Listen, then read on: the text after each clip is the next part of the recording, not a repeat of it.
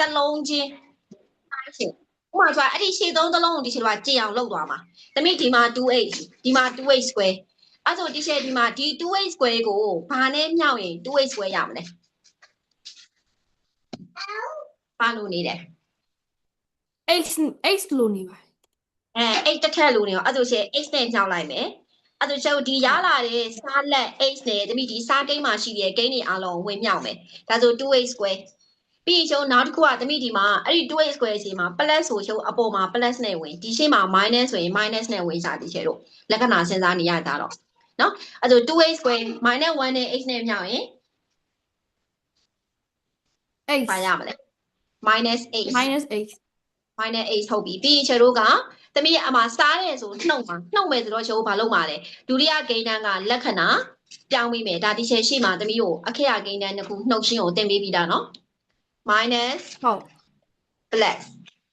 နော် 2h square ဒီရှိမှာ plus ရှိတော့ minus ဖြစ်သွားမယ် minus hd plus 8ဖြစ်သွားမယ်အဲ့ဒီပြောင်းလိုက်တဲ့လက္ခဏာနဲ့ပဲစဉ်းစားမယ်ဒါဆိုသမီးဒီမှာထားကြည့်မသွားအောင်လား plus 2h square minus 2h square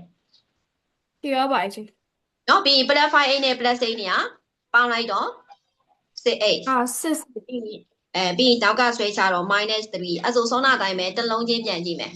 ဒီမှာ 2h ဒီမှာ 6h အဲ့သမီး x ကရှိပြီးသားဘာမှလုံးစားမလို့ h ကဝင်စားမလို့ရှောင်းနဲ့3ရှောက်ဆိုတော့သမီးနှစ်ကိုဘာနဲ့မြောက်မလဲ3နဲ့ပါချင်း3နဲ့မြောက်မယ်ဒီမှာ plus ဆိုတော့ရှယ် plus 3နဲ့ဝင်လိုက်မယ်ဒါဆိုရှယ်တို့က 6h minus 3ကဲလက္ခဏာရှိမယ်ဆိုရင်6 minus 6h ဒီမှာ plus အဲ့လက္ခဏာရှိတာကိုထည့်ပေးရအောင်နော်သမီးရှယ်တို့ကမထည့်ရင်သမီးတို့မှားမှာနော်အမှတ်ရောမှာအဲ့အချုပ်ဒီမှာ0အဲ့ဆိုစားလက်က h plus 3နော်စားလက်ကဒီရှယ်တို့က h plus 3အတွင်းကကြတော့0ဒါလေးကိုကျွန်တော်အဖြေပြန်ထုတ်ပေးကြမလားသမီးဟုတ်ရပါချင်းဒါလေးတွေ့ရအောင် plus 12h minus 52ကို h minus h ဟုတ် 12h 42 ကိုရှယ်တို့က h square ရ minus 2h plus 1ပါမှာနော်အဲ့ဒါအဲ့ဒါက3လုံးကြော်ချင်3လုံးတွဲဝင်ရမယ်တမီးဆို h square h ကျုဘယ်နဲ့ထပ်ဖားလို့မလဲ h လို့ပါမယ် h ချာအဲ့ဒါ h ထပ်ဝင်လိုက်မယ်နော် h ထပ်ဝင်လိုက်တော့မြှောက်လိုက်ရင် h ကျု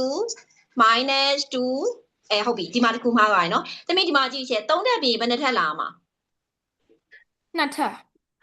2ထပ်အဲ့ဒါကျလူနေရာ2ထပ်လူနေရောရှယ်ဘာလို့မှာလဲဆိုရင် plus 0ရှေ့မှာ0ခံတယ်နော် plus 0h square ပြီးရမလားသမီး plus 0h square ပြီးရင် minus 42h လာပြီ 12h minus 12h minus 12h ပြီးရင် minus 42 minus 12h minus 42လာminus 12h minus 42ဟုတ်ပြီ minus 42အဲ့ဒါရှယ်ဒီမှာ h square minus 2h square ပြီးရင် plus h ပေါ့ဒီရှယ်တို့လက္ခဏာရှိမယ် minus plus minus အဲ့ဒီမှာသမီးထားခြင်းမယ်ပြီးရင် 0h square နဲ့ plus 2h square ကကြတော့ plus 2h square plus minus 20နဲ့ minus ကဘာရမလဲ minus 13h minus 13h နောက်ကဆွဲရှာမယ် minus 42အဲ့ဆိုရှင်ပြန်ရှင်းမယ်နော် plus h square ဒီမှာ 2h square ဘာလို့နေရော